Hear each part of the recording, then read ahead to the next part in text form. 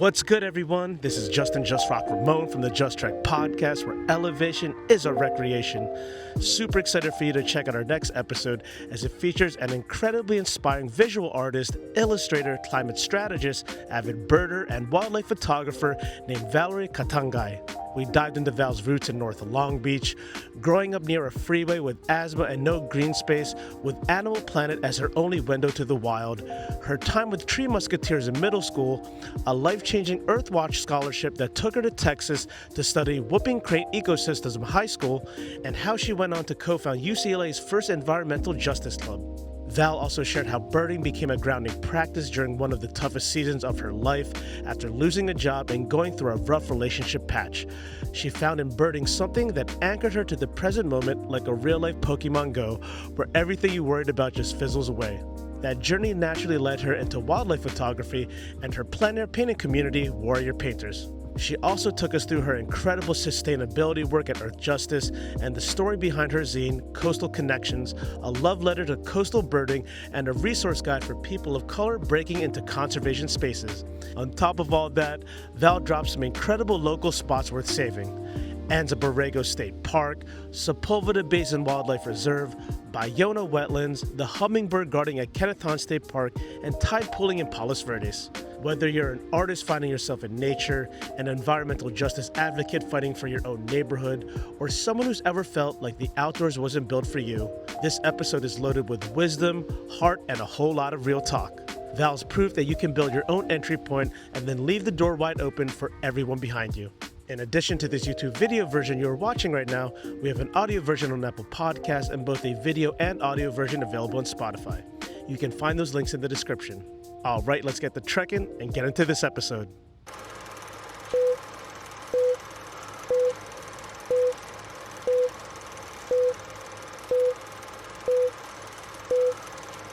All right, y'all, we are back at it with another episode with another incredibly talented and inspirational guest.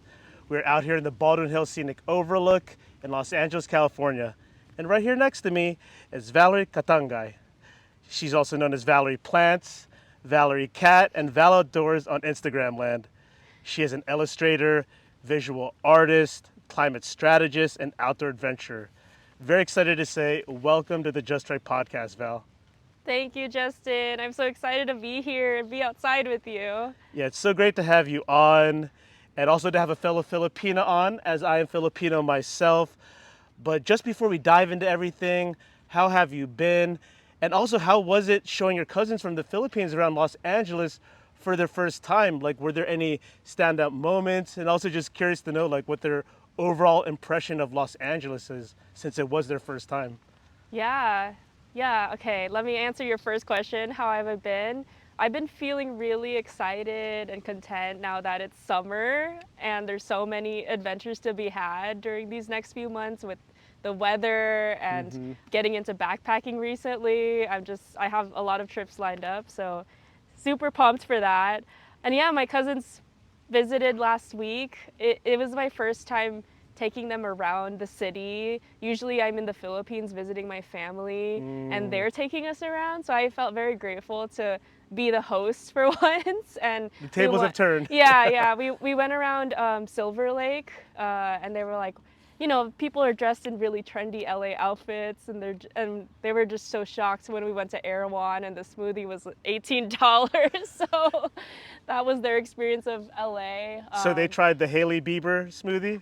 They tried a peanut butter smoothie, but they did see the Hailey Bieber one on there. There's quite a few of celebrity-sponsored smoothies on there. It's really funny now that they're using it as kind of like a brand marketing ploy. Right? Yeah.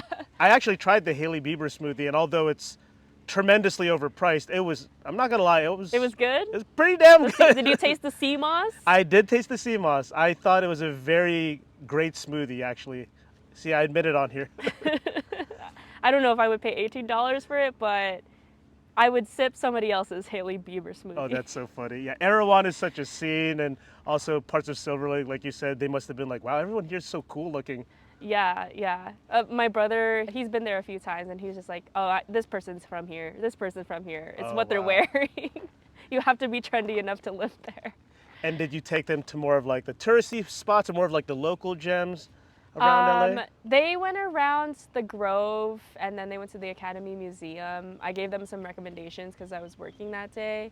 And then we went to an Italian restaurant. I'm already blanking on the name. Because they wanted something that wasn't Filipino food or Asian food, because they always have that around. So yeah, it was a fun time. I wish we had more time together because they went back to San Diego that night. But at one point, we had parked very far from each other, and so we were just taking one car, and there was all 7 of us in the car, and I have a small Corolla, so it just felt like a clown car packing everyone in. Everyone jam on in. We're about to have an adventure. Yeah. You should have just taken them on a spontaneous road trip. I know. To like Malibu or like That's what I Palm wish I could Springs. have like shown them, is the nature here, because it's so amazing. But I feel like not a lot of LA tourism is focused on that. That's which so could be good correct. or bad, so yeah. You know, it's interesting you mentioned that, because when I've been in LAX, I never noticed it before, but there are like billboards of like our local Angeles National Forest, like they show the mountain lions, Malibu, obviously. I've seen that, yeah. You saw those ones? Yeah. A previous guest, his name was Robert Martinez. The Angeles National Forest actually commissions his work. He's like a wildlife photographer. So a lot of his like wildlife prints they use actually at the LAX terminals Oh wow, in the past. that's so cool. I love that. Yeah. See, like, I'm glad that they highlight that now. Or at least are starting to. Yeah. Because I had no clue, just like you mentioned to me like prior to this recording, like how much nature, how much outdoors, how much wildlife observation you can actually do here, especially birding and whatnot. Yeah, in my own neighborhood too, which feels so like there's concrete everywhere. I still hear the birds night and day. Maybe even at like 3 a.m. I have this mockingbird that won't stop yapping. No and way. because my ears are so tuned to recognizing bird calls, I have to wear earplugs sometimes, because I'm just like, I hear you at 3 a.m. I wake up in the middle of the night. I'm like, it's that mockingbird again. Your ears are like tuned into the frequencies now. They're like perking up. Yeah. And where are you originally from, and where are you currently at now? So I grew up in Long Beach, Northside Long Beach. My family is still located there, so I get to visit all the time, which is a blessing that I live pretty close by still. Right now I'm like a few minutes away from here in Mid-City. Right on. One of my favorite pizza spots is in Mid-City. It's called Delicious Pizza. Oh, I've heard of it. Yeah. I still have to try it. It's on my list. It's known as the hip hop pizza shop, because when you go in there, there's a lot of like photos of like the LA artists and rappers, and their pizza's actually pretty damn bomb. Okay, I have to go there now that you mentioned it, because that maybe you are like the 5th person who's told me about it.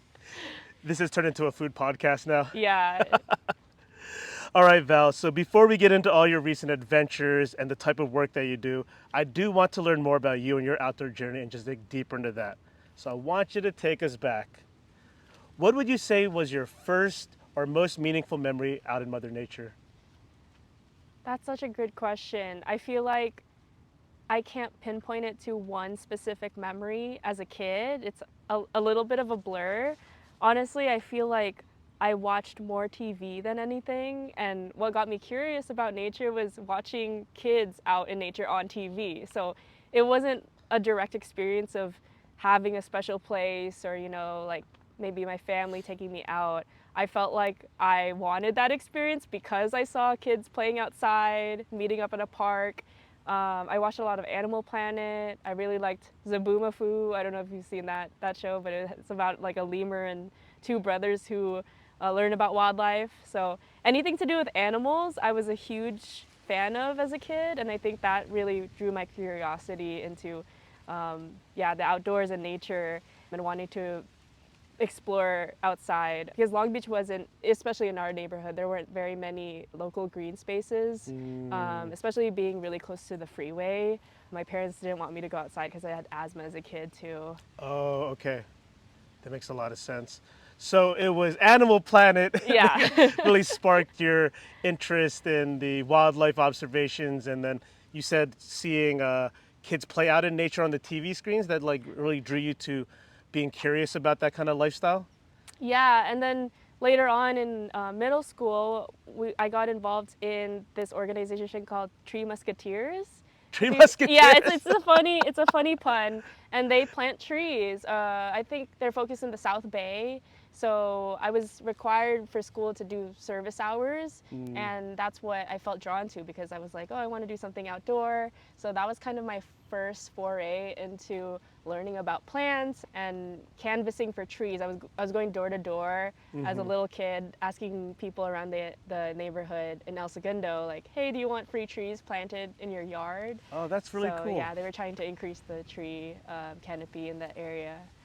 And then, yeah, I think it just took off from there. I kept on trying to do things related to environmental work the more I learned about it, and it became like a snowball effect. Yeah, that's often what happens. You go down the rabbit hole and now you find yourself super outdoors, you're into nature, or in your case especially, into environmental advocacy, environmental justice.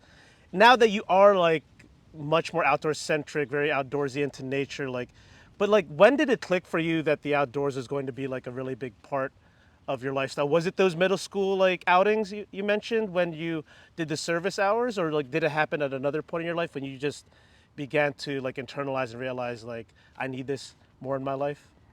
That's such a good question. I love that question. I think it was a buildup of a lot of core memories as a kid that I didn't realize. Now looking back, I was like, oh, I was always into this. Yeah, like the Animal Planet stuff, the Tree Musketeers. In high school, I applied to this scholarship called Earthwatch. Okay. Have you heard of I have the not, but please organization? educate me. Yeah, so they are an organization that connects people to biologists studying all over the world, and you can pay to go on scientific expeditions with biologists and learn about their work. And it's all over in any country, but for the program that I applied to specifically, it was for LA youth to have a scholarship to be able to go on these trips because they were trying to target a demographic that didn't historically have access to those types of experiences. And I was very lucky to be matched with a biologist in Texas, and we studied endangered whooping cranes in Aranzas National Wildlife Refuge, which is touching the Gulf of Mexico. Whoa, And wait, whooping cranes? yeah, I don't know, have you heard of that I bird have heard of before? it, but I'm trying to imagine what it looked like. It's North America's tallest bird. So way.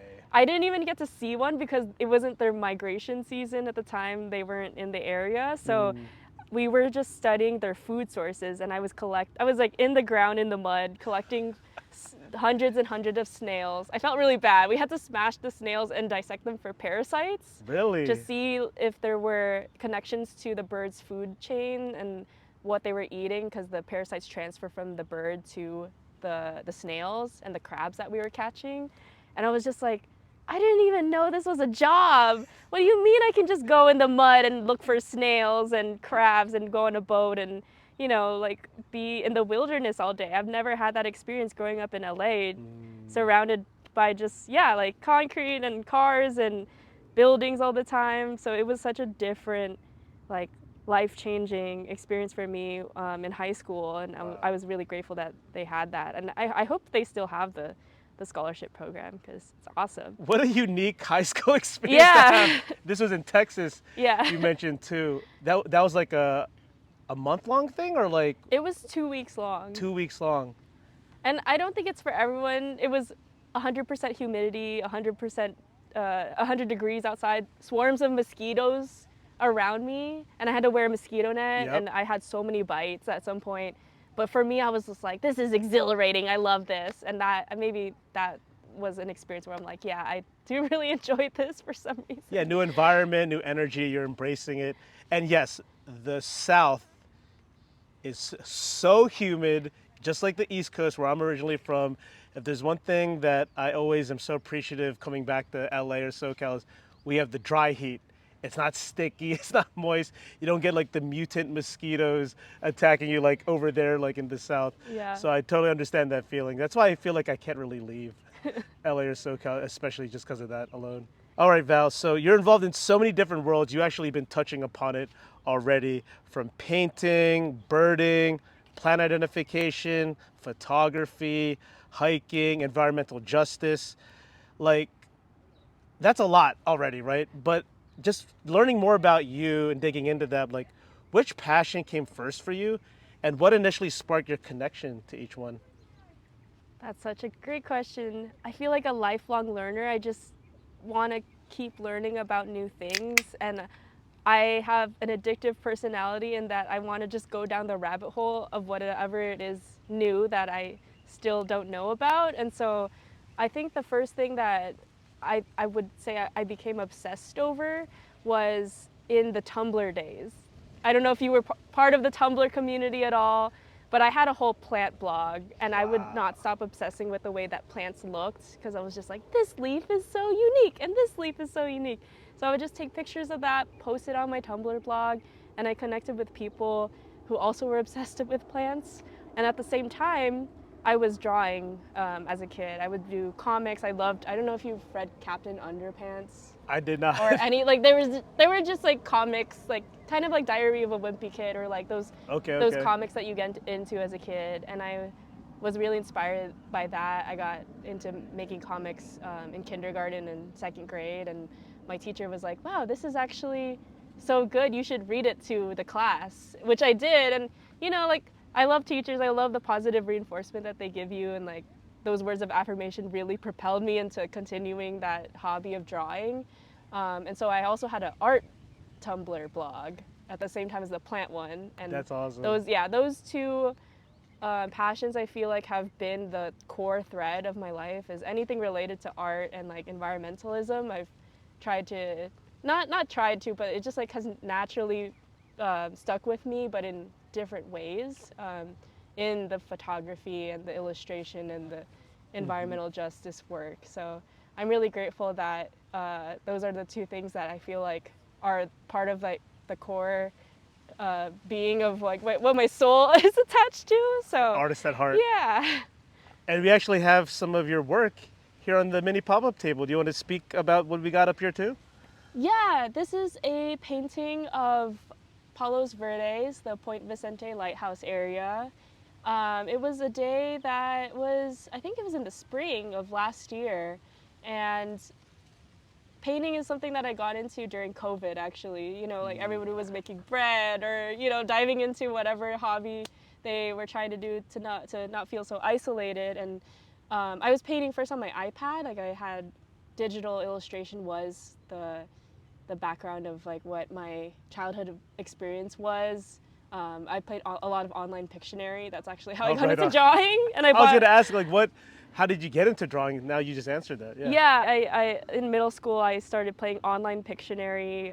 It was called OMG Pop is the website. If you've heard of Draw Something, that's where it originated from. Okay. And I made online friends, and we would just like draw constantly together every day. For a whole summer, I was just drawing every day. But anyways, yeah, so I got so tired of being on a screen during COVID for my work. I was working remotely, and then after work, I'd be drawing on my iPad for hours. I was just like, I really need to take this art outside.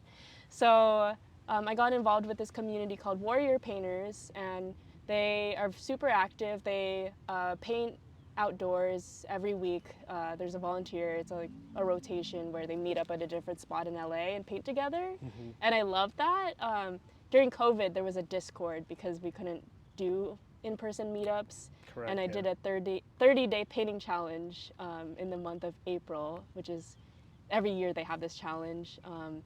And that really propelled my passion about painting outside. And yeah, this is one of them. I like to paint whenever the time, and I travel to a new place because I feel very inspired by it and the light. And so, yeah, I've filled lots of sketchbooks with paintings from traveling, which I love to look back on because it was like, oh, this point, it just reminds me of a point of time in my life where I'm like, wow, this is who I was before. It transports you back. Yeah. I love this painting especially a lot because Palos Verdes, or what we call it, Palos Paradise, I really feel that entire area is like a mini Big Sur. It's like a microcosm of what we have further up north. Yeah. The coastal, rugged, dramatic coastline, the bluffs, this beautiful lighthouse.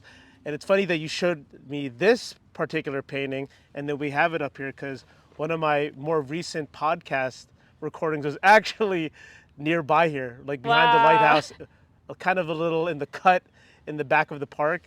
So it's really cool to have this sitting up here. And it's just really shocking that we have this kind of landscape just about like, what, 40 minutes just south of like LAX airport.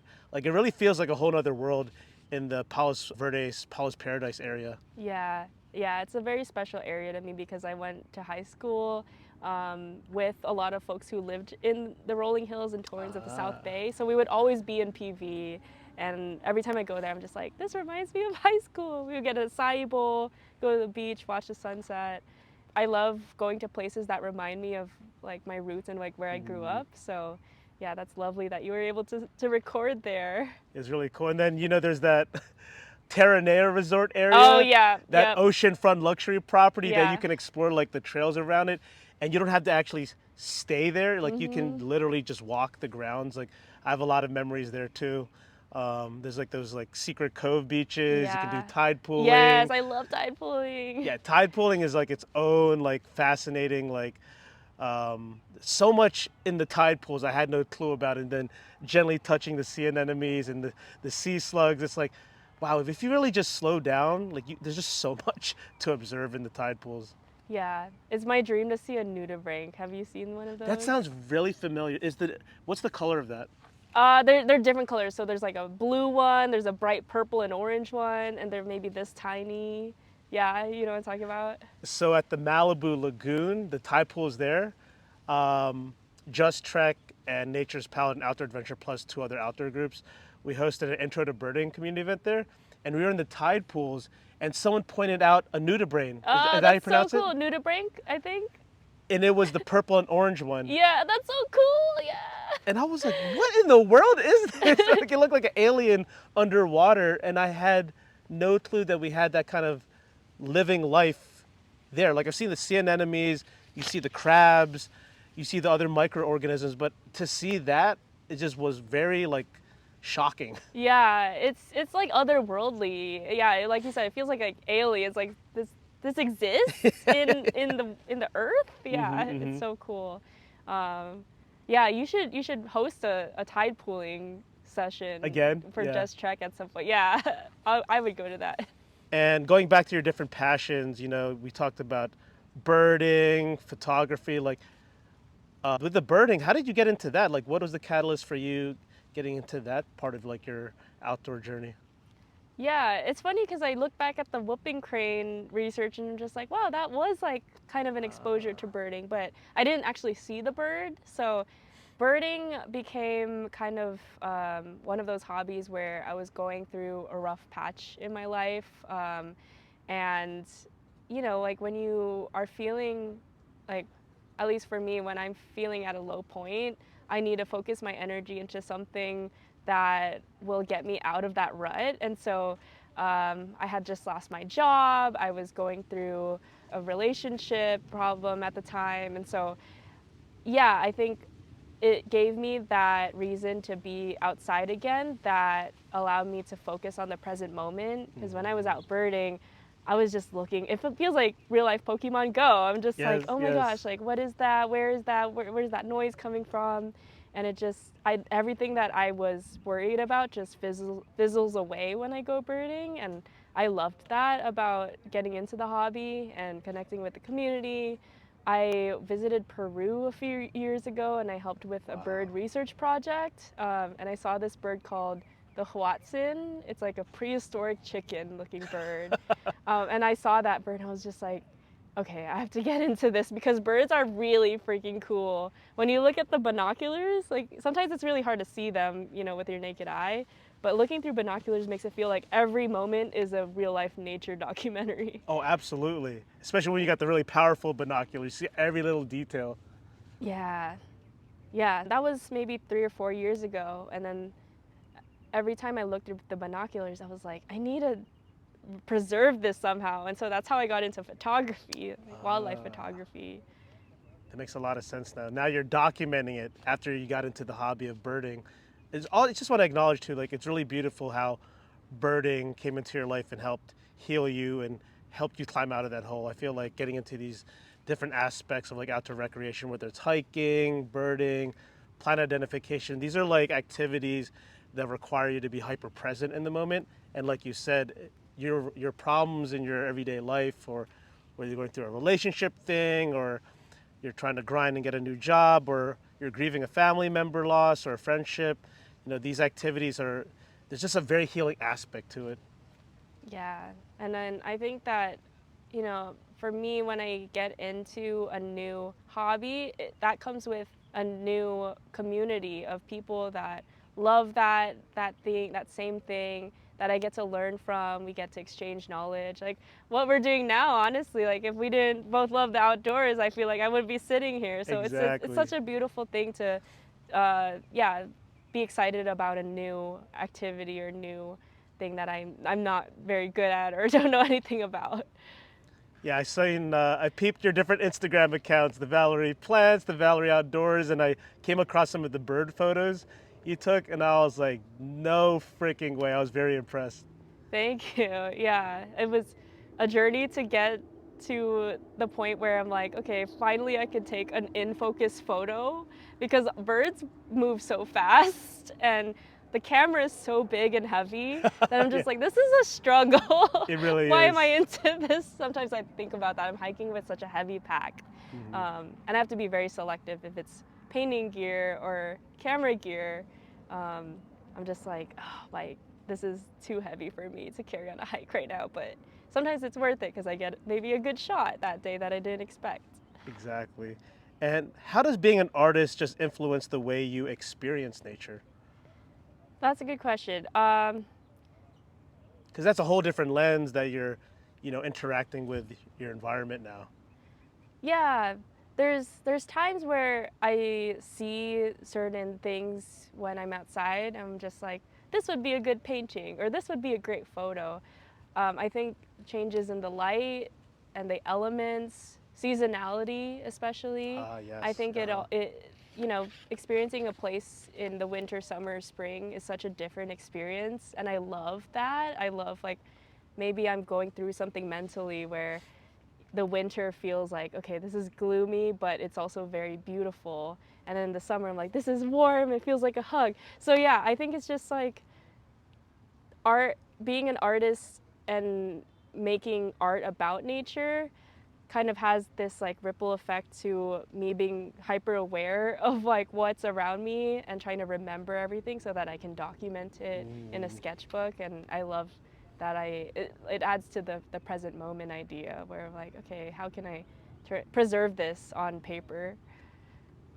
And speaking more on that, a while back I actually purchased one of your pieces entitled Coastal Connections, which we actually have right here. It is a zine, or is it a zine or Yeah, zine? this is a Okay, zine. I got it right the first time. And I definitely want to highlight this because I've been following you for a few years, and then you came out with this Coastal Connections zine, and I was like, oh, no way. And so I just purchased it out of the blue because I've been more in my naturalist era the past like 2 years, and I thought it was really cool that you came out with a piece of work such as this. But for those not familiar, with this kind of format, what exactly is a zine? And just through Coastal Connections, what kind of relationship with nature were you hoping readers would walk away with after they were able to dive into your zine? First of all, thank you so much for getting the zine and supporting my work. I was so stoked to hear about that. Yeah, this was a project that was inspired after taking a program called the Audubon Coastal Leadership Program. The applications, I think, are open right now, actually, for, I forget what the age range is. It might be maybe like 20 to like 30, mid 30s, to get involved with LA's coastal conservation efforts and learn more about birding. So it was a very special program. I made friends with other birders who are around my age, which I don't come across often on bird walks. And the so a zine, the inspiration behind making the zine was to share my birding experience and resources on birding, as well as people of color who are working in the conservation field, and I wanted to highlight that in the storytelling. And a zine is essentially an indie published book that can be about anything you want. So could make a Just Trek zine about like who Just Trek is and what y'all do, and distribute it out. And the idea is that it's like a more analog version of a resource. And in a lot of, especially liberation spaces, movement spaces, this is a way to,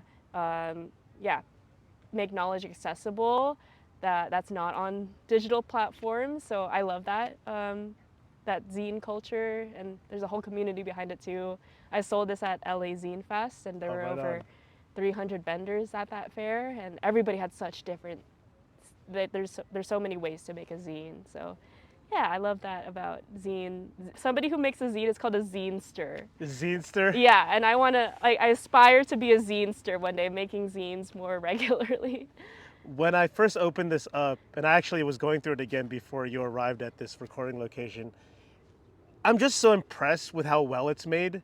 Like how you made it also personal to you, like where you grew up, like why birding and observing, why all of this is like very special to who you are. And then even towards the end of the zine, you actually have a bunch of resources and people that inspire you for people that they can like do their own research and get into this as well. So I really love that about your zine.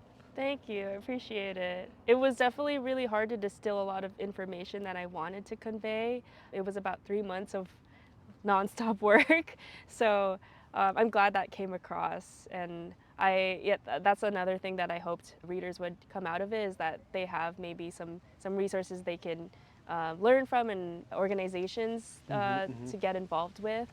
And there's so many in LA. It's kind of crazy how many communities there are around the topic of environmentalism, conservation, naturalism that exists, and it's so beautiful that we get to experience that.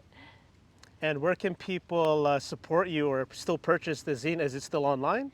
Yeah, it's on my Instagram. There's a link in my bio on Big Cartel, so you can order it and have it shipped. Or if you're based in LA, then we could do a meetup at an environmental event. Which Instagram account? Because you got Valerie Plants, at Valerie Plants, which my name is spelled VALEREE. Okay. Plus plants. We'll make sure to include all 3 Instagram accounts in the episode show notes. I was laughing like when I was doing my research. I'm like, this girl got a lot of social media handles. I don't know which one to pay attention to.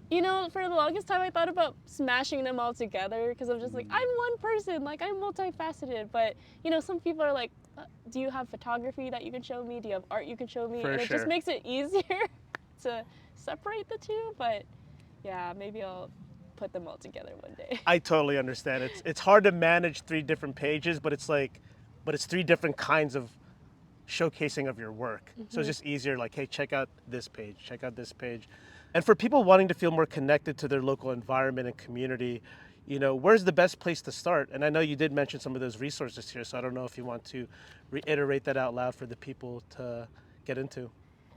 I love this question. I think that there's so many different ways to start getting involved with the environmental community in LA. I personally just followed a bunch of Instagram accounts and saw that everybody was hosting such cool community events. If you're not on the gram, then I subscribe to as many newsletters as I can. And I sometimes get spammed a lot, but I have like that kind of FOMO where I'm like, oh my gosh, I need to know about this event that's happening this weekend. And just, I think my advice is showing up, and even when it feels inconvenient, because I think I saw this artwork recently. I think it was like a collage artist who said the cost of community is inconvenience. And sometimes you don't want to wake up early for a birding event, or drive and use that really expensive gas money to get to some place. But I think the connections that I've made by putting myself out there have been so invaluable to my life. I have so many great friends now, and we share so many passions together. And everybody in the community of like environment, I feel like has been so kind and care. I mean, we all care about the planet and preserving like what little we have left. And so it's been like a life-changing experience to put myself out there and be okay with being bad at things, especially because a lot of starting a lot of things for me can be really intimidating, but the more that I've started to do things, the less, scary it gets. Absolutely. And I love how you just keep reemphasizing the putting yourself out there, going solo to a community event or a certain event that's has one of your passions or hobbies that you're really interested in, because I feel like the more you keep putting yourself out in the universe, the more the universe will give back to you. Yeah. Whether that's in friendships, that's in knowledge and whatnot. And it's clearly you've been doing that and you've created a lot of amazing connections. You also mentioned some newsletters and some accounts that you followed like as resources. Do you remember any off the top of your head that you can share? Yeah. So one of them that comes out of the top of my head is SoCal Plant Hub. They post a bunch of events that are happening across all of LA every month. Sierra Club Los Angeles has so many outings that are so easy to plug into. I'm just gonna name off the top of my head other youth programs that I've heard of. Yeah, shout them all out. Yeah. Sierra Club Los Angeles Activist Academy, learning about environmental organizing. Like I said, Audubon Coastal Leadership Program, LA Nature for All Academy. They have a program for outdoor leadership. The Wilderness Travel Course I just finished this past spring, and congratulations. We're definitely going to be talking about that. Yeah. The communities there is great. It's so diverse. I've met so many people across all backgrounds and ages who love the outdoors. So I think once I feel like it's the snowball effect. Like once I learned about one org, then I'm just like, people are like, oh, you should check out these 5 organizations too. Yeah, because once you go to that first community event, you make those connections. Those same people are going to other kinds of events. Exactly. And they're like, hey, come along, like you're my new friend, like I'm going to drag you along. Yeah. So that's how it works. You just snowball effects, you go down the rabbit hole. Do you ever go to an event and like, you know that you don't know who's going to be there, but you just see people that you've seen in other events and you're just like, oh my gosh, it's you again. Like, that's the best feeling. That really is the best feeling. It wasn't planned. Yeah. And I actually myself, even though I have my own like group or org that I like host community events for, I actually really enjoy going solo to other people's events and just showing up and meeting new energy and just learning about something that I don't have as much knowledge in or not a higher skill set in. And I feel like that's really important, to just keep putting yourself in those like less comfortable situations. And then oftentimes like you'll meet someone that's like become a lifelong friend, or like maybe like someone you start hosting events with, or just a good human being. I feel like you meet just good human beings at these nature, outdoor-centric community vibe events. All right, Val, so always on the show, we want the listeners to discover and explore new places that our guests have done. So I'd love to know, what would you say are your top 3 trails in California at this very moment, and why is each a favorite? This is such a hard question for me because I'm in my trail era. I'm exploring, I'm learning about new trails to experience. The one place that I keep coming back to is Anza-Borrego State Park, and such a lovely area. It's the southwestern desert ecosystem, lots of beautiful cacti, wildflower blooms almost every year if there's good rain. All the trails there, the Slot Canyon Trail, Palm Oasis. I love that area.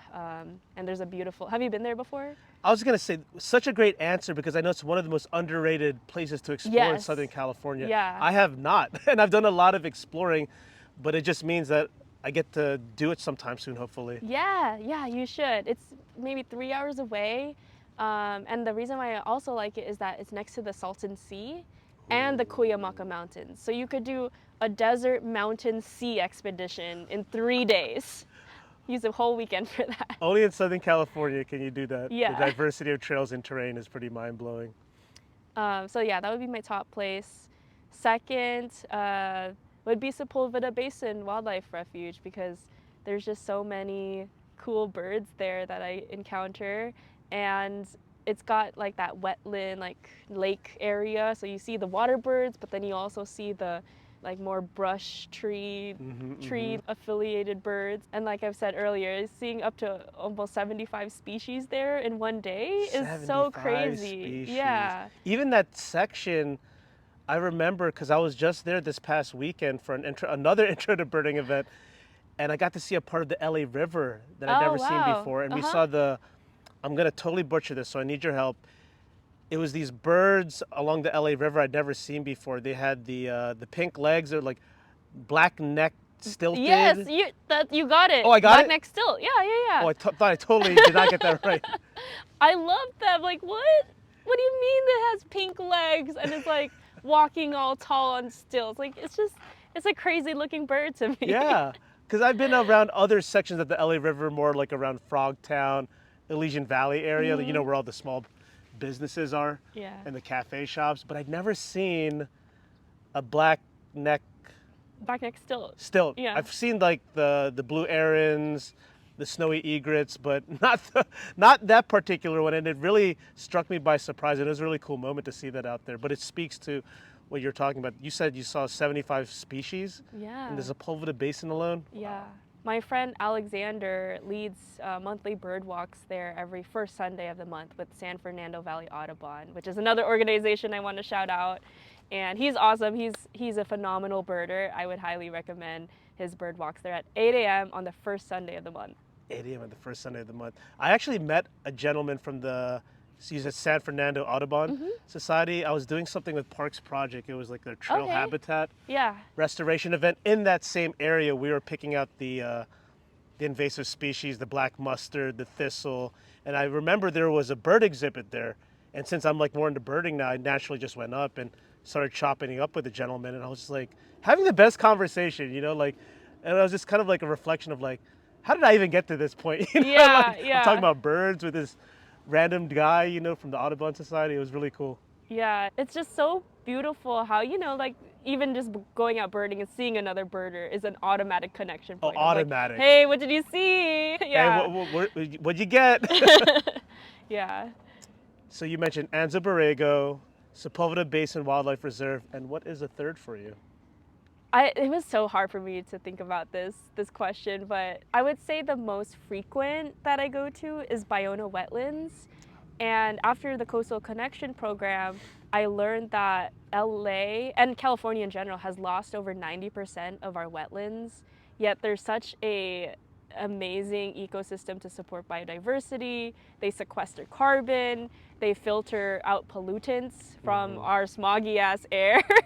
So I'm so grateful for the fact that we have this huge wetland area in the vicinity of LA. It's very rare. I think maybe the other closest one is Bolsa Chica in OC, and we have more in NorCal, but it's so cool, and learning about the history of Ballona Wetlands and how many different uses it had. It used to be like a warehouse and an airport and all of these things, and now they're doing so many beautiful things to restore the native species there so that more plants and wildlife can start to come back, because I think there was a statistic.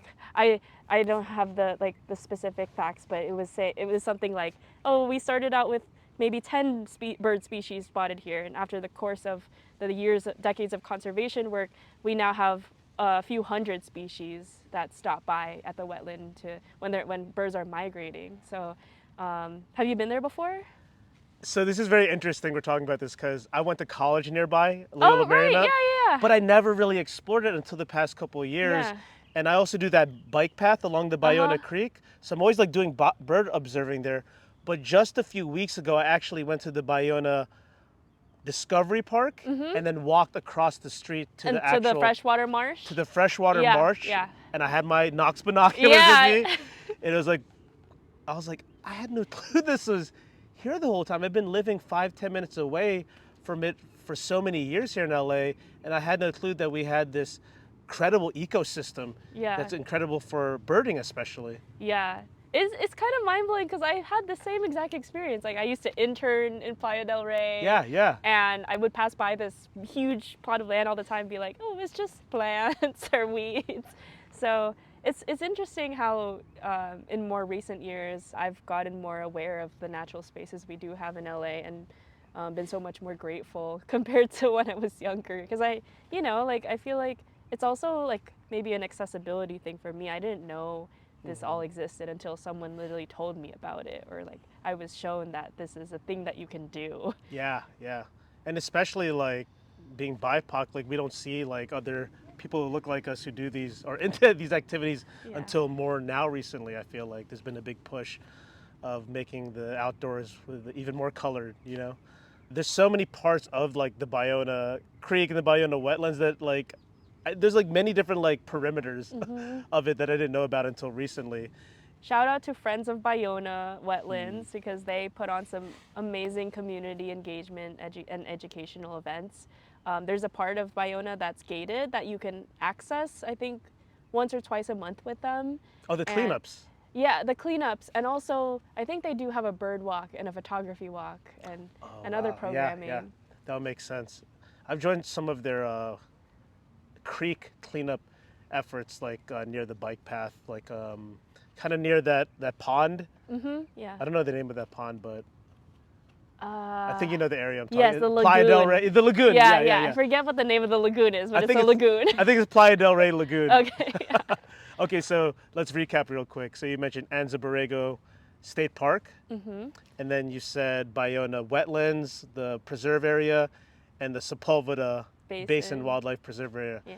That's a great three, and that's a very unique three because a lot of people on this show will usually mention like some of the trails in like San Gabriel's, Santa Monica Mountains, but I love that you're giving a different answer because it's also in touch with who you are with environmental advocacy and birding and being more of a naturalist. So that's a great three that you shared. Thank you. Yeah, definitely check out Anza-Borrego. I have all the recommendations if you ever go. I feel like, okay, we're entering summer, so it has to be fall Yes. or winter. Yeah. Unless you're looking for snakes, which Okay, I like to do too sometimes. Oh, yeah? Yeah. Like, Is there like, have you had a lot of snake encounters like on your explorations around trail? Yeah, that's like another little side passion is herpetology, which is basically like the reptile version of birding. Looking for like, like appreciating turtles and frogs and snakes and salamanders, which can be a little bit more of a touchy subject because the activity of herping, which is looking out for reptiles, involves, like sometimes flipping rocks and looking for things That's more right, actively than just seeing a bird fly by. But there's just so many fascinating things about reptiles to me where I'm like, you also look like an alien or like a prehistoric creature that has been here for so long. So I love that about reptiles.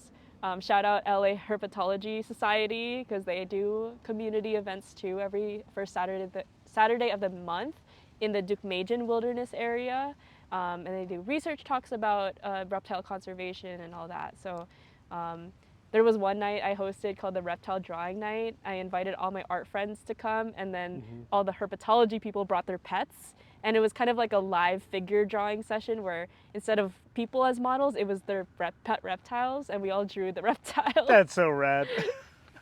That's very unique and cool. And I didn't see. I'm learning from you. I'd never even heard that term. Herpetology. Yeah.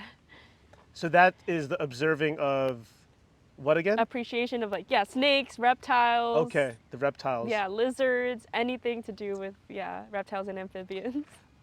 After this recording, I'm gonna have to show you. I was doing Saddle Peak over the weekend, which is in the Santa Monica Mountains, and I saw the most wild interaction between.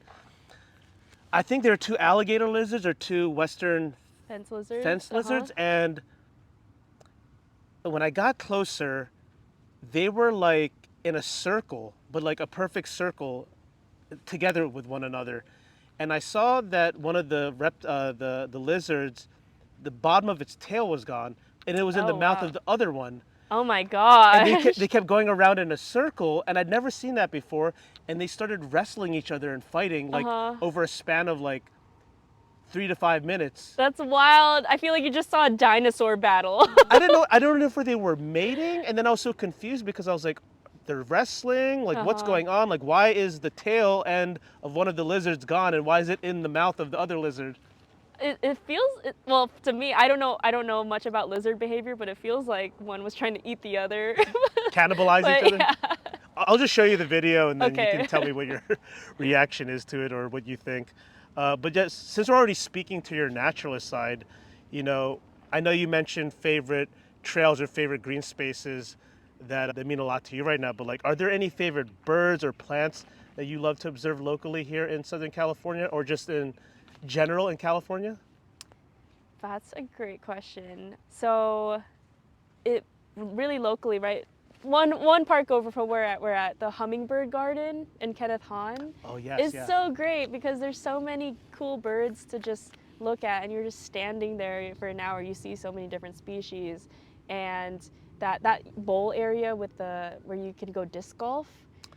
Yes, with Yeah. the huge green expansive Yes. area with all the big trees. Yeah. There's this bird called a western meadowlarks that like to hang out in that area. They're bright yellow. They have like a black V band around their chest, and they like go into the little like that big area and eat worms. I love watching that.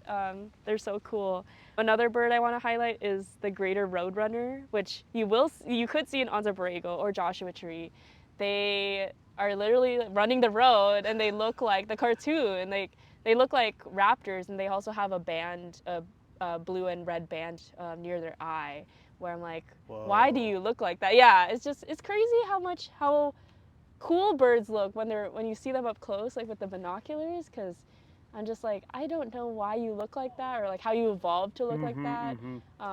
My friend Yuri and I, we were making fun of different ducks because some of them just have the like most interesting bills, Beaks, where I'm yeah, just bills. like, how did you, like, why do you look like this? How did this happen to you? Yeah. And it's really fun to see the diversity of like all these shapes and colors on birds' faces. So the one you just mentioned, the roadrunner one, that's only in the desert landscapes. Yeah, It sounds yeah. like. Wow, right on. Um, What was your spark bird? My spark bird was the Hoatzin, the one that I was telling you about in Peru. Okay.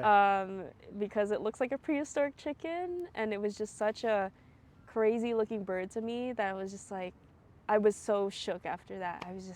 I was thinking about it all day the first time I saw it. And I was like, yeah, birds are cool. Like, I've been sleeping on this. I'm right there with you. It's I feel like once you get into it, there's no turning back at this point. Yeah, that was at a biological field station in the Amazon rainforest in Peru. And there's a lot of research in that station happening around birds, but also primates and all of the different wildlife in the area. I'm lucky that I got to participate in a bird research project there. Yeah, that's a very unique opportunity to have. And I know we're speaking about birds. I feel like a lot of this pod is about I know, I'm birding. sorry, I can't stop yapping about that. No, but that's what makes this unique, because it's a big part of who you are and a big part of your passions. And also, coincidentally, something I'm really getting into now. Yeah. Do you also like observing plants? Is there any like particular like flora that you like to observe when you're out on the trails in the green spaces? I love the plants that smell really good. All the sages, the what is it, sagebrush? Oh, Yeah. coastal sagebrush or California Yeah, sagebrush? yeah. Cowboy cologne? Yeah, cowboy cologne. Yeah. Oh my gosh. California everlasting. It's like this budding white flower that smells like very citrusy to the touch. And then there's this one, lupine. Have you smelled lupine before? I never smelled them. I just love the colors of it, so I never actually. I mean, I've seen them. They're beautiful, but I didn't realize that they smell like grape soda. No way. Not when you touch it, but when you like put your nose to it, I was so mind blown. I love the sensory feelings that plants give me. Of course, I don't touch plants that I don't know if they're like what species they are, because some are like toxic. But the dog poodle bush, don't touch that. Yeah. Because that one is that's a very tricky one, because it smells like weed when it's in full bloom, but it actually has a pretty amazing aromatic smell, like when it's first growing, that it doesn't smell like weed, so you're not thinking it's dog poodle bush, so you might touch it or smell it up close. I don't actually know what that looks like. You have to show me a picture after this. At full bloom, it has it's got like purple flowers and also yellow, if I'm remembering correctly. But it's always like you probably know, it's after a burn scar or after a wildfire is where they usually like to sprout out from. Shifting gears now and actually getting into your environmental justice background, I researched that you won quite the award as a senior during your undergrad days at UCLA, and that award was the Brower Youth Award, correct? Yes. Can you just share what that award was all about and what it meant to you to be recognized for that? Because when I was doing more research on it, it was a pretty big deal, and only a few people in the country were awarded that. Yeah, I'm pretty sure the awards are still happening. They choose 6 environmental leaders across the US to feature. And that year, I received the award for the work that I collaborated with other UCLA students on, called the Environmentalists of Color Collective. And it was the That's awesome. first, yeah, it was the first undergraduate environmental justice focused club at UCLA, because I was noticing in the environmental space at UCLA at the time, there wasn't as much attention on the intersectionality of environmentalism with racial justice and social justice and all of these things that environmentalism is connected to. So we wanted to create more awareness in the UCLA community about that across undergraduates. So we did workshops and events. We organized a toxic tour in Long Beach, actually around where I grew up in North Long Beach and West and Central Long Beach, because there's a lot of pollution sources in the area that are affecting the BIPOC communities and low-income communities in those neighborhoods. There used to be a waste incinerator in Long Beach that I didn't even know about, that spews out pollution and leads to long-term asthma rates, respiratory issues, and even cancer for a lot of these polluting sources. So it was really eye-opening to be on a bus in my own community, seeing what the firsthand impacts of these pollution sources were to people like my family who grew up with asthma and still continue to experience that. And I'm excited about the work that community organizing groups like East Yard Communities for Environmental Justice and where I work, Earthjustice, they're working on trying to electrify the Port of Long Beach so that those trucks that go up and down the 710 freeway emit less pollution around the area so that communities can have access to safer air. Wow. And you currently work at a place called Earthjustice? Yes, yeah, Yeah. yeah. Sorry, I went on a tangent there. Maybe I should go back to No, you're good. talking But about the Brower Award. no, you can. We'll definitely go back to about Okay. that. What do you currently do? Because I don't meet many people that work in this space. Like, what does your job entail? Like, because I know it's very specific. Yeah, so I'm a sustainability specialist at Earthjustice, and my role is to make sure that the organization's operations are in line with our mission to protect the environment, people, and um, plants and animals. So Earthjustice's bread and butter is litigation work, and so our attorneys work pro bono with community groups, with within coalitions to push for environmental regulation and protection. So all the big cases that maybe have been in the news about mining or like pipelines Yeah, or oil rigs. oil rigs, Yeah. even alligator Alcatraz, or Alligator Justice, Alcatraz. the ICE detention center that was opening in Oh, Florida, yes, I remember under that. construction. I think it's still it's open now, but Earth Justice helped delay the construction because it was affecting the Everglades, and the indigenous groups around the area wanted to fight back against it because it was affecting a very sacred space to them. And so Earth Justice stepped in and offered some legal help for that. So what I do on the sustainability team is make sure that we're walking the walk, or not just like, yeah, talking the talk when it comes to the way that we operate our buildings, make our events sustainable, the way that we procure supplies for the operations of the organization, and I measure our carbon emissions inventory as well. Wow, thank you for sharing more about what you do at your work. And then going back to your Brower Youth Award, were there any gaps you wanted to fill with like the work that you did to be recognized for that, and like what did it just mean for you to like receive such a prestigious award at that age? Yeah, I very much want to highlight all of the work that was involved with, you know, collaboration in the ways that we worked with other student groups at UCLA. We started as maybe 5 students who wanted to talk more about environmental justice, create the space for it. The person that I collaborated with the most, Emma Finn, we were both trying to make events more accessible about environmental justice. So we created this event called the Climate Justice Forum, where we invite experts from all over LA, community organizers, activists, scientists, to talk about environmental justice in the context of like what's going on now. So I think the most recent Climate Justice Forum was about AI and data centers. So That's a big one right yeah, now. yeah. I'm so happy that the organizers are still active, and the club is still running, and it's grown since. So Your lasting legacy. yeah, yeah, and the Brower Youth Award was kind of like recognition to that, but it's one of those things that I feel like there's so many cool grassroots movements happening that I don't even get to know about until like I get connected with these people. Like I met other organizers through the Brower Youth Award, where I was like, wow, you're doing like work for the Sunrise Movement, or you're stopping a pipeline.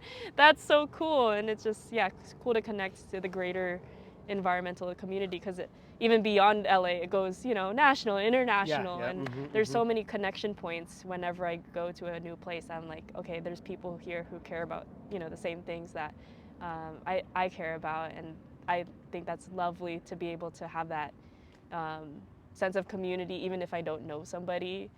I know that there's people working on something outside of this local region that they're passionate about. So, yeah.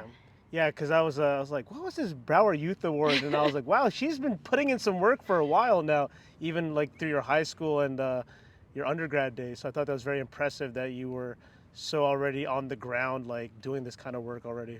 And something else that I also wanted to highlight about you is that earlier this year, you were part of the Parks Project, an Audubon campaign and collection that they dropped. And it was funny because I'm also friends with the people at Parks Project. Yeah. Shout outs to Taryn, David, Keith. And I remember when they dropped the collection, your face started popping up. And I was like, oh, that's the Val girl that I follow. Yeah. And I was like, because I have like a list of people that I want on the podcast. So I definitely took that as a sign. I was like, okay, like I should probably get around to reaching out and having a conversation, doing an interview with her. And so when I saw that, I thought that was the coolest thing. And that's how I found out that obviously you were into birding as well too. Yeah. Because I think they also partnered with like Knox, the binocular brand. And just with that campaign that you were a part of, like, how did that opportunity come about? And what would you say were some of the most memorable things of being involved in that campaign for yourself? Yeah, I love that you brought this up, because I love the people at Parks Project. I'm in the neighborhood.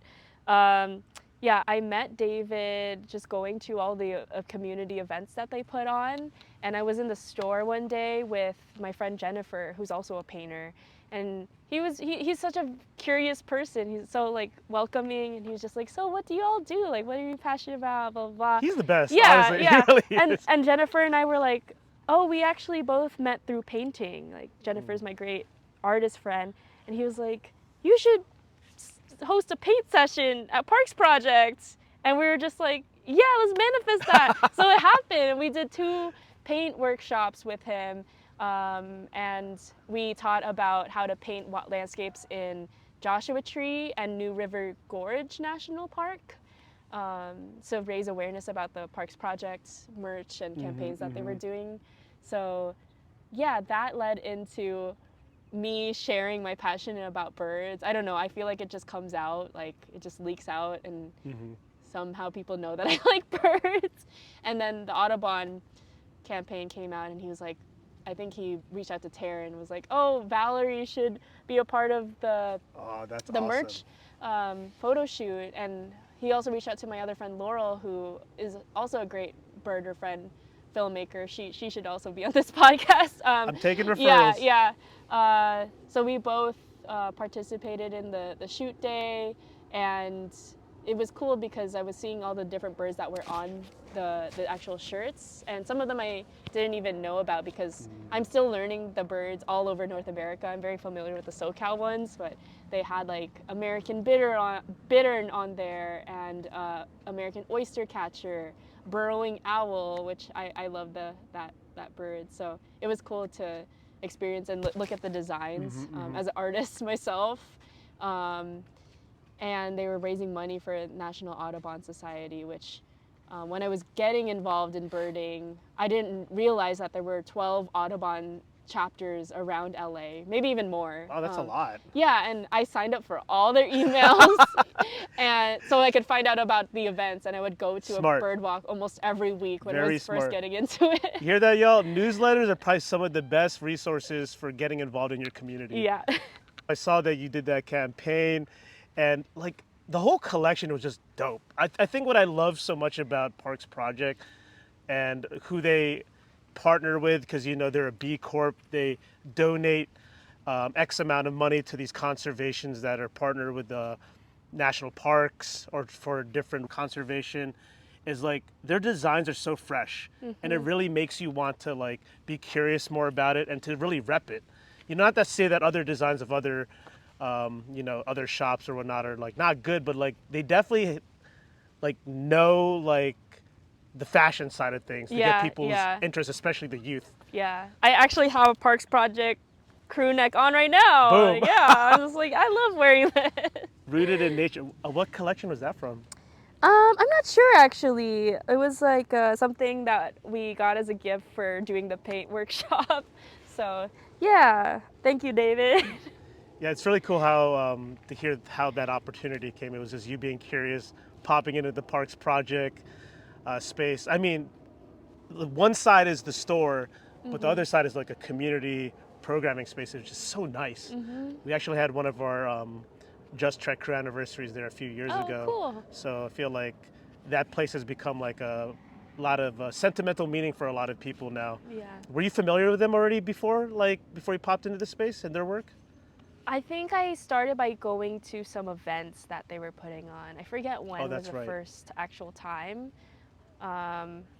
Laurel, my friend who I mentioned, did a film screening of her film Healing Lahaina about the Lahaina wildfire. Oh, that was her film? Yeah. Okay. So her grandparents' house burned down during that I forget which year it was, 2023 wildfire. So she wanted to make a story about how the community showed up for each other. And that was maybe one of my first interactions with the community space in Parks Project, was going to that event. But I feel like I had been there before. I think I just wandered in one day and I was like, this is cool merch. Like, wow, there's a whole like, whatever this thing is, Airstreet camper. I forget what those things are called. The camper van trailers? Yeah, I was just like, what? This is cool. I think you're talking about the Happier Camper camper van in there, right? Yeah, I don't know if that's in there at the moment, but I saw that they brought back their community event space because they leased it out to like another company for a little bit. But shout out to Parks Project. We both love you. We'll be visiting you guys soon. We'll say hi to you again, David. And then something else I took great notice of is that you completed the Sierra Club Wilderness Travel Course. And that's actually been on my radar for the past couple of years because I had some other friends also complete it. And it's just like something where like you can really level up like your outdoor wilderness survival skills, which I think is so important, especially if you're hiking more or just want to recreate more in the outdoors. Just like what inspired you to take the course? And I'm just so curious because I see all the content, it looks amazing. Like what was the overall experience like for you? I have so much to say about this program. That's why we're bringing it up. I very much enjoyed the program. It was 10 weeks, 3-hour lectures every Wednesday, so it is a time commitment. 4 outings every other week. Okay. The first outing is a day hike, 12 to 15 miles, specific elevation gain, something like, I forget how many, a few thousand feet. Second is rock scrambling and navigation. I love rock scrambling. In Joshua Tree. Third is snow traveling, so learning how to put on snowshoes and deal with hypothermia and all that. And then the fourth outing was snow camping, so actually digging out the snow and putting your tent in, which our outing did not have snow in the Sierras because it was already melted out. So we had to simulate snow and find snow patches to practice on. You actually had to go up to the Eastern Sierras or the Sierra Nevada. Yeah. So It was great. I learned so many things that I wasn't expecting going in, because I took this class primarily because I wanted to learn backpacking. I had been car camping very often, and I was ready for that next step of like, let me do all of this with just a pack and overnight. And I learned so much more. I didn't even understand the concept of mountaineering before taking this class, and I realized that's a whole community, and through hiking is a whole community. Like, there's all these pockets of ways to experience the Yes. outdoors that just kind of blew my mind when I started taking the class, that I didn't know you could really like dive into. It's that rabbit hole, the many layers. Yeah, the snowball effect. Yeah. So now I'm just like, oh man, should I get into outdoor climbing and all of this other stuff? And just like, oh no, I don't know if that's just putting me deeper into. You done messed yeah, up. like I have already too many like interests that I want to nurture as well. But I think, well, this past weekend I just got back from what is called a navigation noodle, and we got tested on finding specific points on a map using just a compass and the topographic map. And it was a little intimidating for me because they were just like, take me here. And it was at Mount Pinos, the Los Padres forest area. I've been wanting to visit Mount highly Pinos for recommend. the longest time. And just real quick, the reason is because a past guest, I was able to interview a tribal elder named Alan wow. Salazar. And he said his favorite hike or his favorite place is Mount Pinos. It's the most sacred to them because it's the highest point in Ventura County to the Chumash tribe. I just wanted to mention that real quick. I've been dreaming of doing that hike. I think I'll probably just make it happen pretty soon this summer. Yeah, you definitely should. It's a beautiful area. The McGill campground is where I was staying, and it was really great. It felt like it was like NorCal almost, because they have such tall trees and all like it's conifer trees.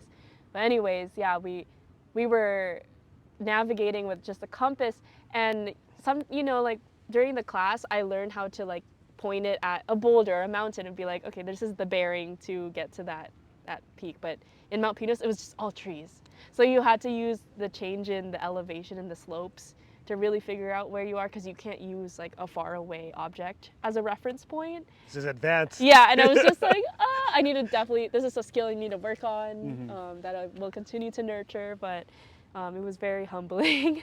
But anyways, yeah, the wilderness travel course class, there's, I think, 4 regions. There's West LA, San Gabriel Valley, Long Beach, and OC that you can take the class with. And my sister actually did San Gabriel Valley. She just graduated from Berkeley and just moved back to LA and wanted to get involved. So now that we're like the backpacking sisters ready that's awesome. for adventure, which yeah, I mean, I'm so glad she took the class at the same time. And now I'm just like prepping for these trips that you have to do 2 experience trips to graduate the class officially, since you end the class, which it ended in May, or I think, yeah, May, or end of April. And so like 2 months ago. Yeah, Okay. yeah. So up until when you end, and October, which is the graduation date, you have to do at least 2 experience trips, which are overnight backpacking and off trail. So I have done 1 so far, and I'm working toward the second one, which is the University Peak trip. Ooh, you're gonna love that area. It is Alpine Lake heaven over there, and that's a dramatic peak in the Eastern Sierra. I'm the most scared for the elevation. I think I definitely need a condition, so I might need some tips from you on how to, yeah. Yeah, with the high altitude peaks. I got you. I've definitely learned a lot. Believe it or not, one tip I will share off the bat is going slower is much more advantageous. It allows your body to acclimate better. A lot of times people, maybe they're trail runners or they're really trying to go fast on the trail. Those are the people that get slapped in the face with high altitude or acute mountain sickness. Okay. But I'll share more of the tips to deal with like the elevation kind of challenges. For sure. So you took the course because you wanted to really get into backpacking. And then I noticed within this travel course, or the Sierra Wilderness travel course, there's many hands-on outings. Like, which activities did you find the most valuable and interesting to you personally? I really liked rock scrambling. It's a tough, like, physical and mental challenge to be on almost all 4s, like going up the rocks, but it feels like it brings out this innate inner child that missed climbing and didn't get to do it as often as I wanted to. So I really liked that part of it.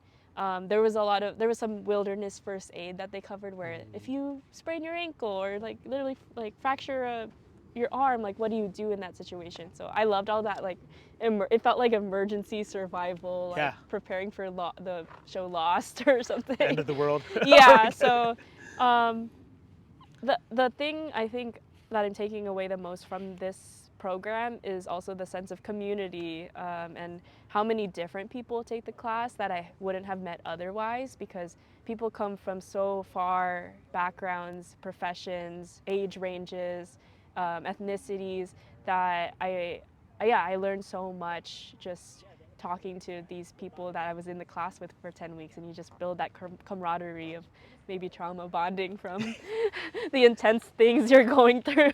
Yeah, I mean, if it's a 10-week course and all those different hands-on outings and you're learning very niche knowledge and skill sets, that bond between all of you is going to be very strong.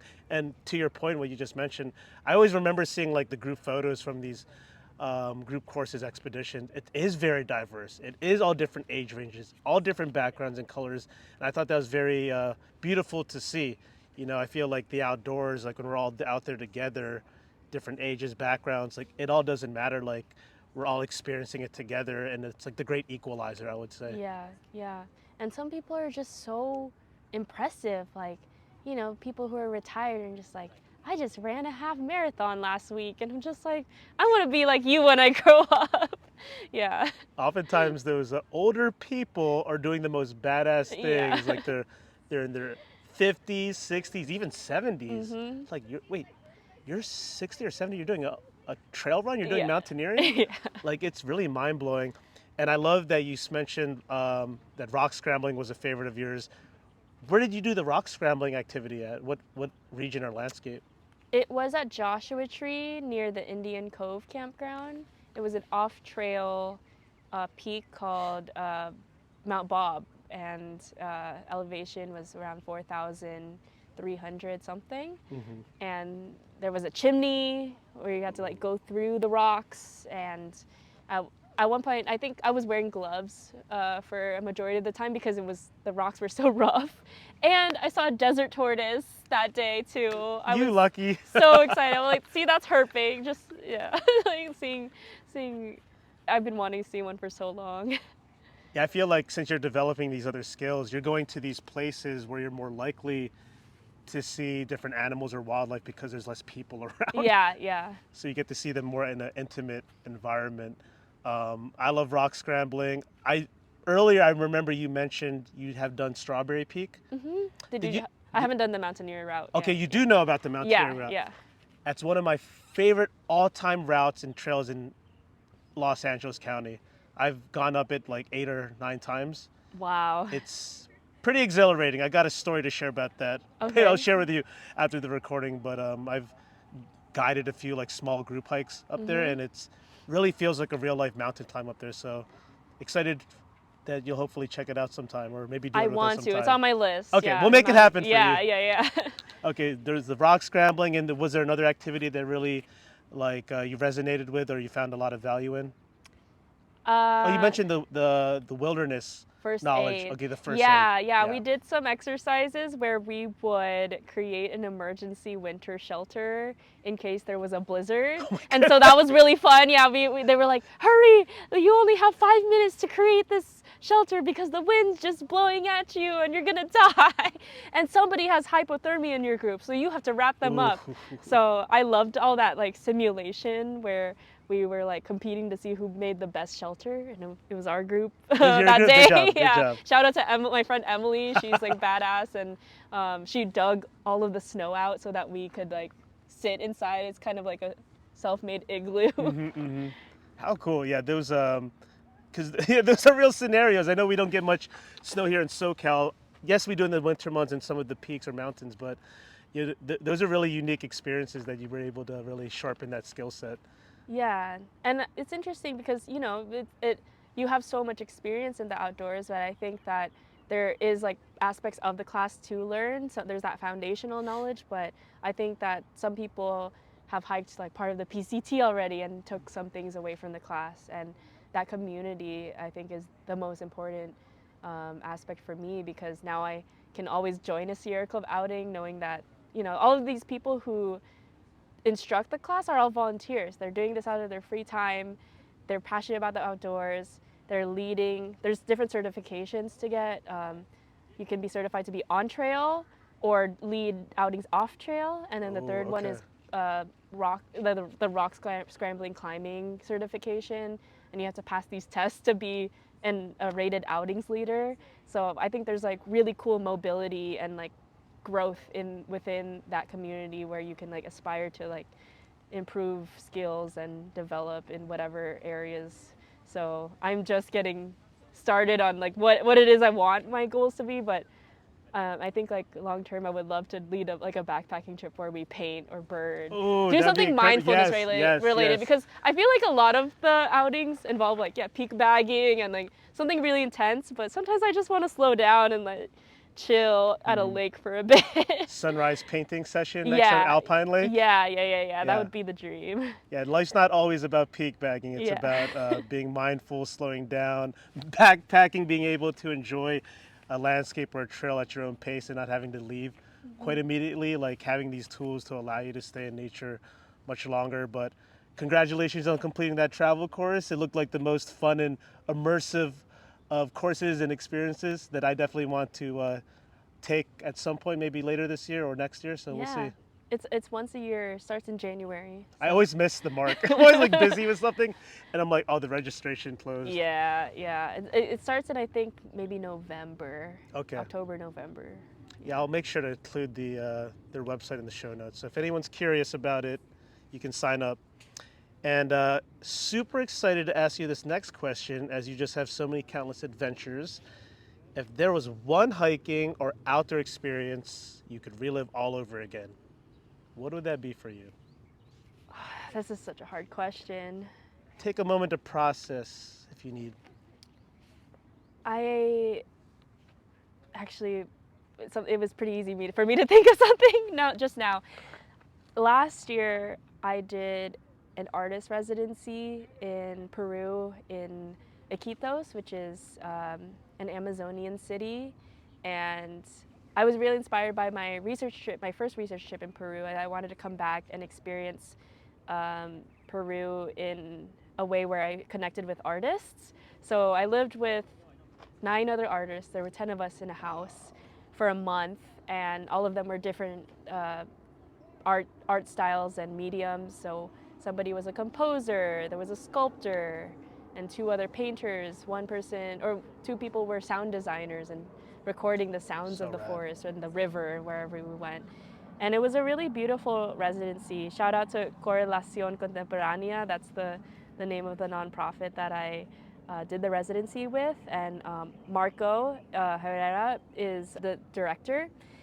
And he has long-term relationships with native tribes in the Amazon and villages along Iquitos, where we learned about art history and culture, about Amazonian cosmovisions and spirituality, and got to do some art workshops like wood carving and dyeing with natural plants to create artwork. And then you work on a project of your choice based on what you learn. Where we were staying was also Adriano, the hostel owner. He runs a beehive project where he's trying to bring back native Amazonian bees. So there were beehives all over where we were living, stingless bees, and producing all sorts of different honeys that had so many different tastes based on the plants that they were pollinating. But anyways, I would relive that moment again because I feel like I really stepped out of my comfort zone to learn about the other artists who came from all over the world. And I tried my best to learn Spanish. I took 4 years in high school. I was learning for 6 months until that program, and it was half of the artists were native Spanish speakers and the other half were native English speakers. So it was a great cultural exchange. And I obviously focused my project on learning about bird conservation. Of course. It all comes back to the birds, the love for the birdies. Went birding a lot, interviewed biologists, made some friends with some wildlife photographers. Oh, I love that. We did some shoots there, and it was amazing, and I would do that all over again. to do that in Peru too. I've been on this podcast, on this show, so many people, well, not so many people, but a lot of people's like super memorable trips have happened. And Peru, something about the energy out there, it's just different, right? The people, it's like a very like intimate, like spiritual kind of energy, I think that's with the local communities out there. Yeah. And I think that there's not a lot of emphasis on like the history, the indigenous history of the Amazon and all of the different South American countries that have Amazonian rainforests. There's so many conservation issues, mining, deforestation, that maybe we think about as a distant concept, but we're all so connected. And I feel that experience really brought me to wanting to learn about the rainforest in the Philippines where my family's from. And that's something I also wanted to ask you about is like, have you visited and have you done any outdoor experiences there? Because I feel like I'm just now starting to learn about the conservation efforts, which I don't think we have in the Philippines are very many happening, and wanting to learn about the endemic bird species there, because I'm sure they're also disappearing at alarming rates. I actually meant to ask you this earlier, but I Oh, completely yeah, blanked yeah, out. yeah. You went birding in the Philippines. Yeah. Was that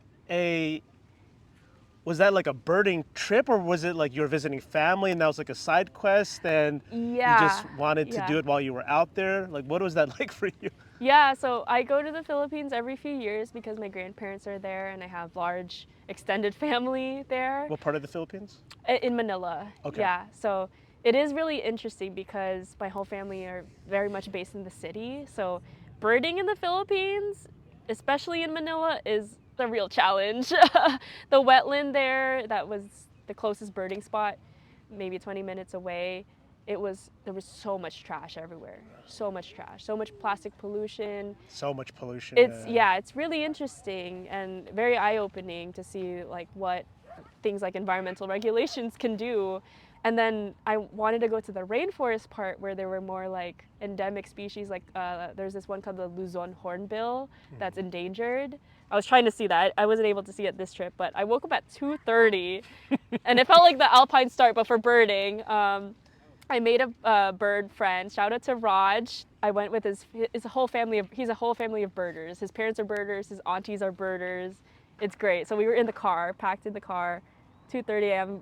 driving to the rainforest, and it's raining the entire morning that we're there. And for some reason I was like, "Oh, are we gonna wait for the rain to stop?" And they were like, "No, it's always like this. We're gonna bird in the rain," which I never do. So I was a little intimidated, but they were able to point out really cool species, and they have relationships with the local villagers in the rainforest too. Right on. So they hopped into the car as well, and we went around the highway, and they were like, "Oh, I saw this bird recently here." So we stopped and tried to go look for it, and we saw my favorite bird I saw was a spotted kingfisher, which is spotted kingfisher. Okay. yeah, one of my more recent photos that I posted. How special that you were able to experience a passion of yours in your homeland. Yeah, it was great. I would do way more of it. There's also a organization called the Wild Bird Club of the Philippines that I went on a walk with, and I learned so much through them. So emphasizing that community, like there's just always somebody who you can connect with, who I can connect with. Wherever I go, whether I've mentioned birds or painting or outdoors, anything outdoorsy. And it's beautiful to tap into those communities when you travel, because these people not only show you, their spots, but they typically welcome you with open arms. Maybe even let you stay at their place or a guest house. But to answer your question earlier, I have been to the Philippines numerous times, but I wasn't outdoorsy a lot of those trips, or wasn't in my like hiking, outdoor-centric persona yet. But a few years ago, I did, because I have a lot of family in Manila too. And as you know, Manila, massive concrete jungle, the disparity between the rich and the poor, and all the pollution. It's just traffic. It's really intense, honestly. So I'm not surprised to hear, like when you went to some of the wetlands, just how, not just trash, like destroyed it probably looked, right? And it breaks our heart. But I went to Cebu about 2 years ago, and I stayed at one of the islands, and I went on a solo trip and took this boat to this island called Alongo Island, and I saw there was a wildlife sanctuary, and I accidentally Wow. went birding there, met a Filipino birder. He's showing me these like different kinds of birds in the distance with his massive binoculars, and that's funny. The pinpoint that I talk to you now about is like, oh wow, that like was a moment where I was being a birder of sorts. Yeah. That's Yeah, I just wanted to circle back to your question. I've done a few hikes in Cebu, not in Manila, but Cebu is much more. I feel like the nature is more pronounced there. You can really see more of the ocean, the local mountains out there. I did the Kawasan Falls, oh yeah. Beautiful place. the mountaineering. I'm not the mountaineering, the canyoneering. Canyoneering, You wear yeah. the Yeah, helmet. yeah, yeah, yeah. You're sliding on the rocks. You're jumping off the cliffs, and I also got to do the whale shark swimming. But that felt weird because I wasn't privy to like the controversy around it, because it was in Oslo, and Yeah. the way that they bring the whale sharks around is they force feed it, and it's not natural because I guess it messes up with their migratory pathways, and also it just feels like a cluster. I mean, just a clusterfuck. You're Yeah, like yeah. with a bunch of people. You jump off the boat. They throw fish in the water, and you have these beautiful, massive whale sharks come around you, and you're just like, is this really happening right now? But then when I started being more educated about, like, it's kind of like a bit of a controversial, or a lot of a controversial Yeah, practice. yeah. I was like, oh, okay. Like, at least I'm aware of this now. Yeah. So, yeah, I wasn't aware of it when I was younger, and I did that too. So Yeah, yeah. yeah, and like even I said, learning about the conservation efforts in the Philippines is gonna be like a lifelong journey of mine. I'm still learning how to make Filipino food too, and I'm like relearning Tagalog. I understand fluently, so thankfully I great. can like, you know, listen in on conversations, and I speak very broken, but yeah, just like yeah, connecting back to my roots and where my family came from, I think is something that I want to put a lot of emphasis on as much as I can. So yeah, I feel very grateful that I still have a connection with my family there, and you know that my cousins like full circle were able to visit last week. That's so awesome. All right, guess what? What? It's time for the rapid fire Okay. question section. So the way it works, there's 2 rounds. There's round 1, which is outdoor focused, and then round 2, which is personal. So just answer with 1-word answers or short and concise answers. All right. All right. So round 1, you ready? Okay. You ready, rock steady? I think I am. You got really nervous right now. Yes, messing yes, with you. I'm ready. Let's get it. Let's get it. All right. Round 1. Favorite trail snack? Dried mango. Yes! Yeah. You passed the test. I was like, she's Filipina. She better say dried mango or mangoes of some sort. Trail runners or hiking boots? Hiking boots, but because I haven't used trail runners before. Okay, hiking boots for the record. Desert or deserted island? Desert. Waterfalls or lakes? Waterfalls. Rock scrambling or surfing loose scree? Rock scrambling for sure. Dawn or dusk? Dawn. Epic day hike or epic backpacking trip? Ooh, backpacking trip. Mountain lions or grizzly bears? Mountain lion. I really want to see a mountain lion. I still haven't seen a bear either, but I know they're all around us here in LA County in certain areas. Yeah. Taco Tuesday or Waterfall Wednesday? Taco Tuesday. Today's Tuesday, right? It is. Yeah. Okay, Taco Tuesday for sure. Santa Monica Mountains or San Gabriel Mountains? Oof. Santa Monica Mountains. Good answer. That's mine, always. Santa Monica Mountains or Eastern Sierra / Sierra Nevada? Eastern Sierras, for sure. Yeah, they call Eastern Sierra California's prized mountain range. Mm-hmm.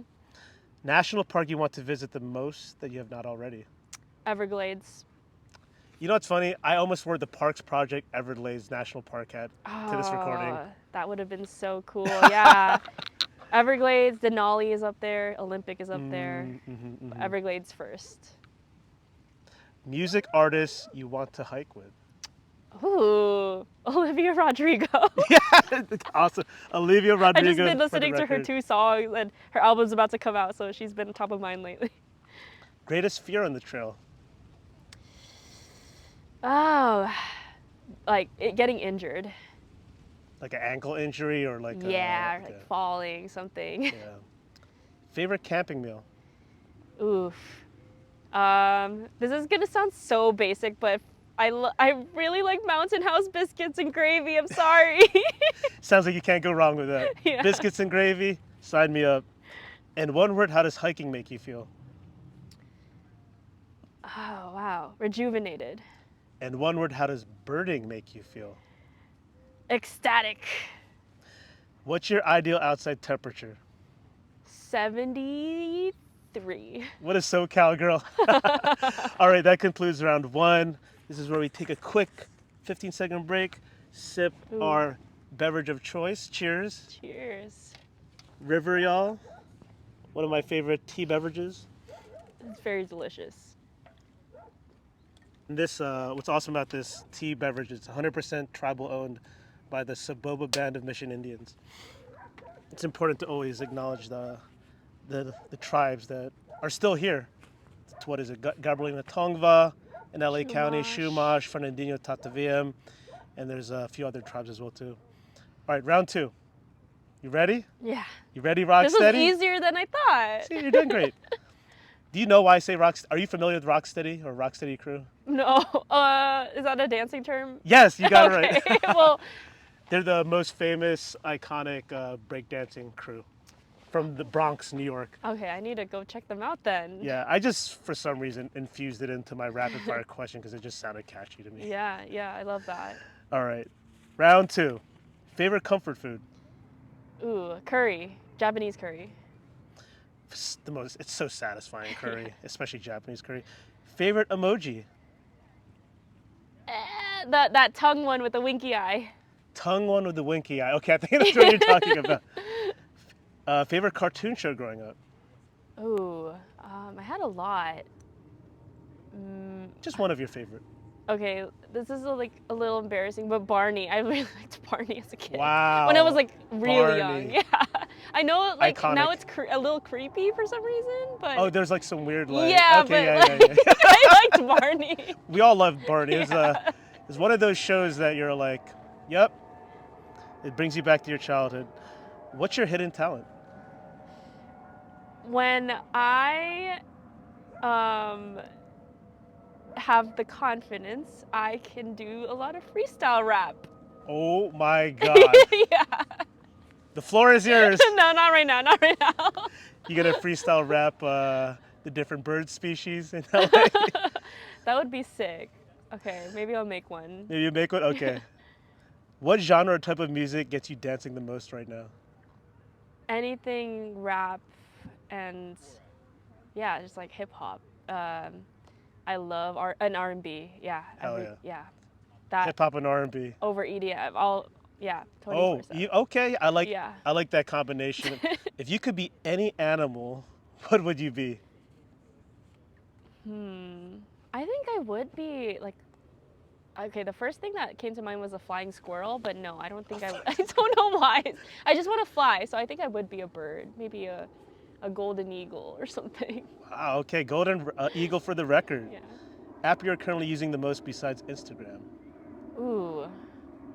Huh. Hype message? iMessage. Oh.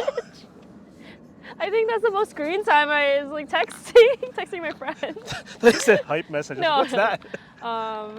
But maybe a less boring answer would be I've been on Facebook Marketplace trying to find used backpacking gear. It's very smart. It's all about getting the gear already in circulation. It has it's pre-loved, and a lot of the gear it still works so well. Yeah. You know, a lot of this gear is supposed to last like 5-10 years.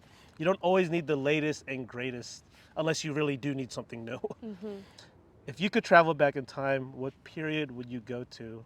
And it doesn't have to be, it could also be a period of time that you did not live in. For sure the dinosaurs. I'm sure this has been a very popular answer, but I want to see what they look like. Yeah. A few people have said that, the prehistoric era. I mean, it makes a lot of sense to say that answer. Describe yourself in 3 words. Wow. It's a weird question to answer. Yeah, that is. Dang. I don't want to like hype myself up too much. Toot your own horn, girl. Artsy, naturey, and community-oriented. That's 2 words. Oh, uh, Well, we'll put a hyphen. yeah, yeah, yeah. Community-oriented. All right, I'll take it. And here's the final question of the rapid-fire question section. You ready? Favorite sound? Oh, that's like a hard one. And take a moment for that one. You need to process that. I would say any bird call. Is there a certain bird species you love Great to hear horned those? owl. Great horned owl. I'll have to look that up. Any owl, really. Like, if I hear a owl, I'm just like, oh, shit, it's an owl. What are the specific species of owl that we have here in LA or SoCal? It's like great Horned owl. Okay. We also have a couple of other ones in, like, Angeles National Forest. We have, like, a ferruginous pygmy owl, smaller. We have one called the long-eared owl that I really want to see, but it's a little hard to see. We have burrowing owls. Have you seen those? They live in the ground. I've seen them once. Yeah. They're small. Yeah, they're so cute. Really. And I'm forgetting, we have a spotted owl, but I think it's on the endangered species list or near the endangered species list, so might not be able to see that anytime soon. I'm missing maybe 1 or 2 more. Barn owl. American barn owl is another American one. barn owl? Yeah. But to go back to your answer, owl for the record as favorite sound. Yeah. All right, we're at the end of the rapid fire question section. You survived. Good job. Thank you. And now we're almost at the end of the episode, but I always turn the spotlight back to the guest. Val, do you just have any final words you want to share to your friends and family, the outdoor community, the birding community, your environmental justice advocate community? The floor is yours. Yeah, I just want to say that I'm so grateful to have connected with any person that has touched my life, because I have learned so much through interactions and conversations. And after reading the book Parable of the Sower, there's this quote: everything you touch, you change. Everything you change, changes you. Ooh. God is change, or like insert any, being, like nature is change, life is change. And so I think that, yeah, everybody that I have crossed paths with in life, whether it was a beautiful interaction or an interaction to be learned from, I feel really grateful for, because it's contributed to the person I am today. And that person's likely to change too in a few years, or maybe tomorrow. Like that 1%, like if you change a habit, change like a mindset 1% every day, then you just become a completely different person. And so, yeah, I thank you for whoever who has been a part of my life in any small or big way, and including my family, for being my emergency contacts in every situation that I find myself in, because I know that I give them a lot of anxiety when I'm in the middle of nowhere. Thank you, Val. That was such a beautiful final thought. Greatly appreciate you sharing that. And now we're at the end of the episode. So we got Val, Valerie Cat, Val Outdoors, Valerie Plants too, right? All right, I got it all. On the dot. Just Strike Podcast, elevation as a recreation, and we are out, y'all. Peace.